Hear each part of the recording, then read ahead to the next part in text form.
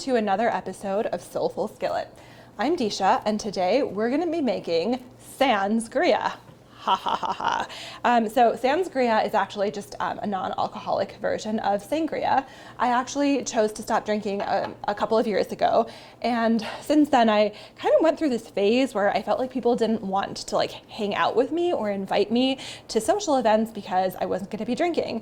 And it took me some time to sort of own the decision that I made, and part of doing that was finding non-alcoholic drinks that I could bring to parties and have for myself, and of course share with people. So now whenever friends come over, I will often make something festive and fun, and I realized that it's not really about what's in the glass, it's just about the people that you choose to have at your table, have in your home, catch up with. And I've gotten so many comments from friends that really appreciate my little festive drinks, because I don't know, I like to come up with creative mocktails and garnish them with things like with things like a sprig of rosemary or just some fruit on the side, just to let my guests and friends know that they're welcome and they're special and they matter to me. So without further ado, I'm going to be sharing Sansgria.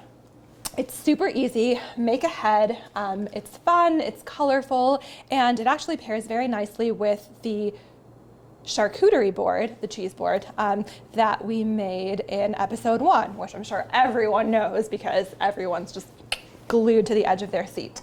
So the way to make this Sansgria is, the ingredients are 2 cups of boiling water, 2 black tea bags. I actually am using raspberry royale black tea because it's got the tannins of the black tea, and then also a little bit of fruity flavor as well.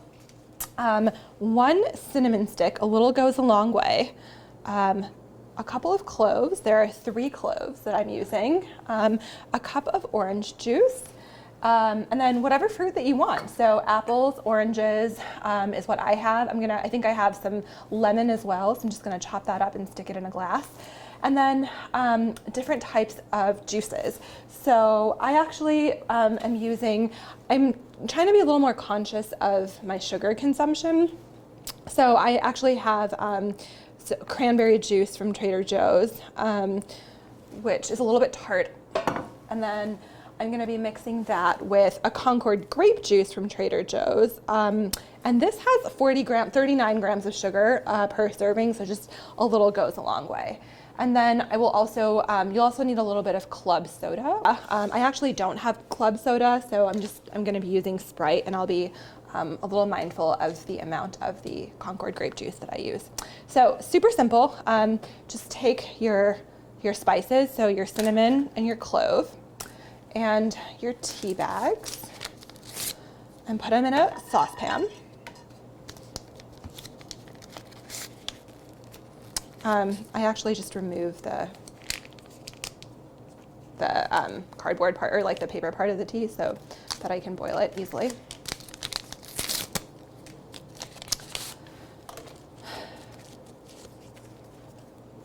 And then 2 cups of water.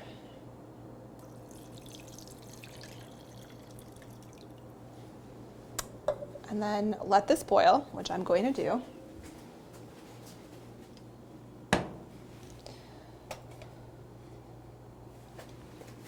And then while your tea is boiling, grab your fruit of choice. So I'm using so I live in Chicago, so I have apples from Michigan. I used Fuji and Macintosh apples.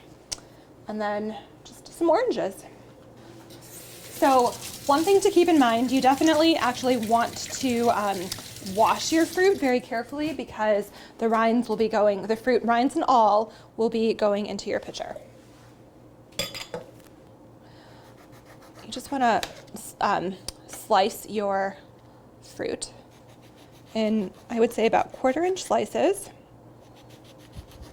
Well, you want to slice your oranges, I should say. And pro tip, save the ends of your fruit, because we're going to use the zest to give the Sansgria a little extra kick. And then just cube your apples.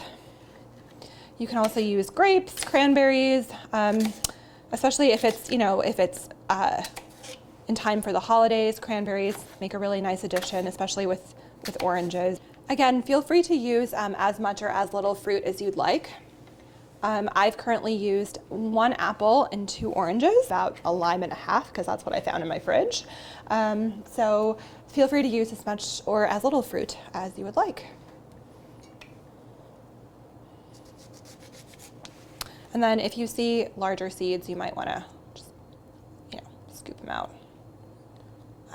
It's sangria, so you're expecting to get bits of fruit, probably not bits of seed. So let the tea come to kind of a roaring boil, and then once that happens, turn it off. You want to use a glass pitcher because it's such a pretty drink that you'd want to show off all the fruit. And then as you're kind of cutting your fruit, you can just plop it straight in on the outside.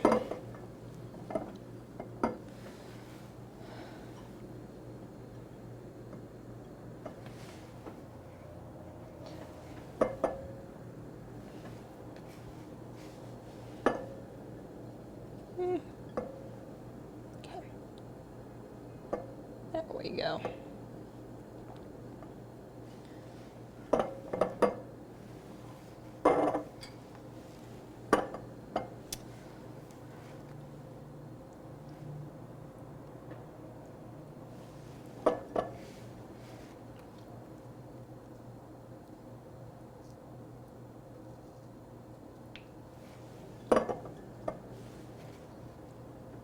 And then once your fruit is in there, one thing that I really like to do, just because it adds extra flavor, is to just zest the ends of your fruit straight into the pitcher. So what I do is I just use a really fine grater, works fine.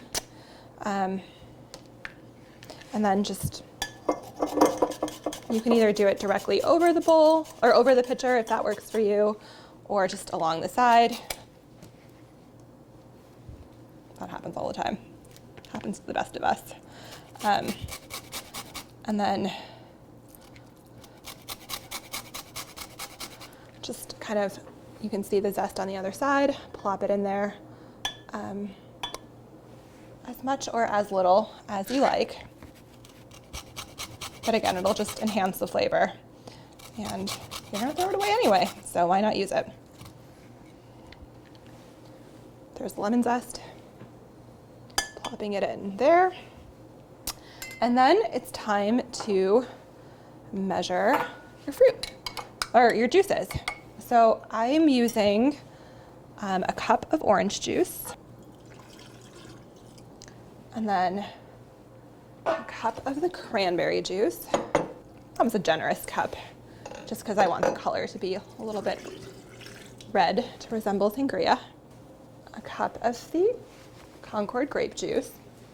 You can use more or less just of the Concord grape juice depending on how sweet you would like your sangria to be. If the tea is ready, which mine is, you just want to strain it and then put it in there, and then put it in the pitcher. So just strain, strain, strain away.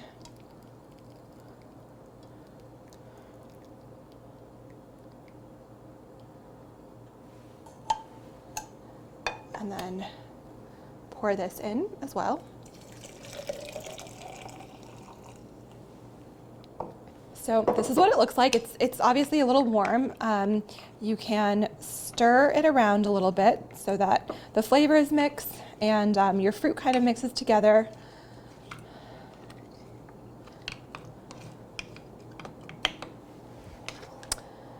And there you have it. This is a non-alcoholic sangria. Let this sit in the fridge. So for 8 hours, even overnight, so up to 12 hours, and that'll allow the fruit to sort of soak up the flavors. And then when you serve the sangria, you can serve it kind of halfway, and then allow your guests to either put a little bit of Sprite or seltzer water, depending on their preferred level of sweetness. And again, this is just a really pretty drink. I'm cheating and I'm pouring in glass right now so you can see how nice it looks. Oh, look, all of the apples. That'll happen. And then just, put in some fruit as you see fit. And then top it with a little bit of Sprite,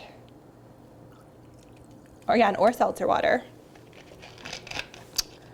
And pair it with the charcuterie board that we made in episode 1. And there you have it. I hope you enjoy this recipe.